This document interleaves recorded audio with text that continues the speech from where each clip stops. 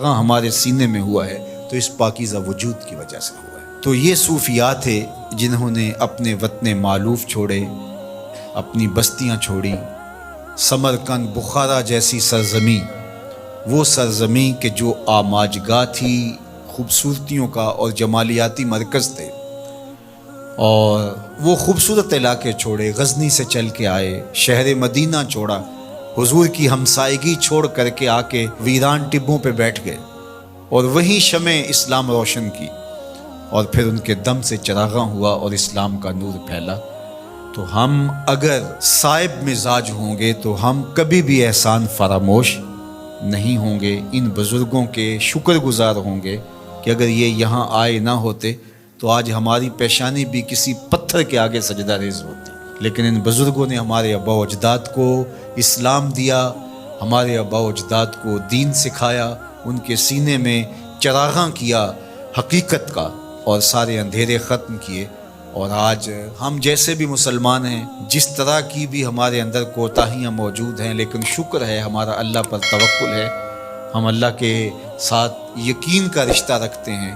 اس کے رسول صلی اللہ علیہ وسلم کا نام ہمارے سینوں کے اندر ٹھنڈک کا سبب اور ذریعہ ہے، صحابہ اور اہل بیت کے ساتھ ہماری محبتوں کا رشتہ مستحکم اور مضبوط ہے۔ تو یہ ان پاک باز ہستیوں کی محنتوں کا ثمرہ ہے جو نصیب ہوا، اور آج ہم ان بزرگوں کے حضور اپنی عقیدتوں کا خراج پیش کرتے ہیں اور اپنی محبتوں کا نذرانہ پیش کرتے ہیں۔ دوسری بات، چونکہ جب کسی چیز کی اصل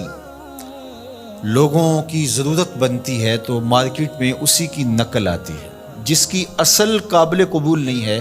اور جس کی اصل کی ڈیمانڈ نہیں ہے اس کی نقل بھی نہیں آتی۔ تو اس لیے چونکہ صوفیاء کے ساتھ لوگوں کا تعلق، لوگوں کا ربط، لوگوں کا رشتہ محبت بہت گہرا ہے، تو بہت سارے ایسے لوگ جو صوفی نہیں تھے وہ لبادہ اوڑھ کر کے بیٹھ گئے اور لوگ ان کی طرف جانے لگے، پھر ان کے کہے ہوئے جملوں کو آگے نقل کرنے لگے، اور معاشرے کے اندر تصوف کا ایک غلط تصور پھیلا جو کہ تصوف کی روح نہیں تھی۔ سب سے پہلے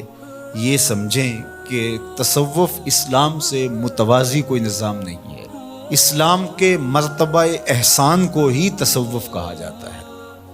مرتبہ احسان کیا ہے؟ حضرت جبریل امین حضور کی خدمت میں حاضر ہوئے اور انہوں نے آ کے آقا کریم سے پوچھا کہ مل احسان، حضور احسان کیا ہے؟ تو آقا کریم نے فرمایا تو اللہ کی عبادت اس طرح کرے کہ گویا تو اسے دیکھ رہا ہے۔ تو عبادت کو اس طرح سے کرنا یہ مرتبہ احسان ہے، دوسرے لفظوں کے اندر اس کو تصوف کہا جاتا ہے۔ اگر آپ سے میں یوں کہوں کہ انما الاعمال بالنیات سے شروع ہونے والا سفر کأنکا تراہ پہ ختم ہوتا ہے، اس سفر کا نام تصوف ہے۔ اس کو مرتبہ احسان کہہ لیں، اس کو تصوف کہہ لیں، اس کو صوفیزم کہہ لیں، اس کو کوئی نام دے دیں، تو یہ ہے مرتبہ احسان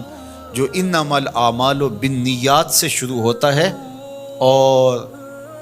وَاعْبُدْ رَبَّكَ كَأَنَّكَ تَرَاهُ، اپنے رب کی عبادت اس طرح کرو کہ گویا تم اسے دیکھ رہے ہو۔ تو یہ جتنا احساس انسان کے اندر راسخ ہوتا چلا جائے گا اس قدر وہ بڑا صوفی ہوگا۔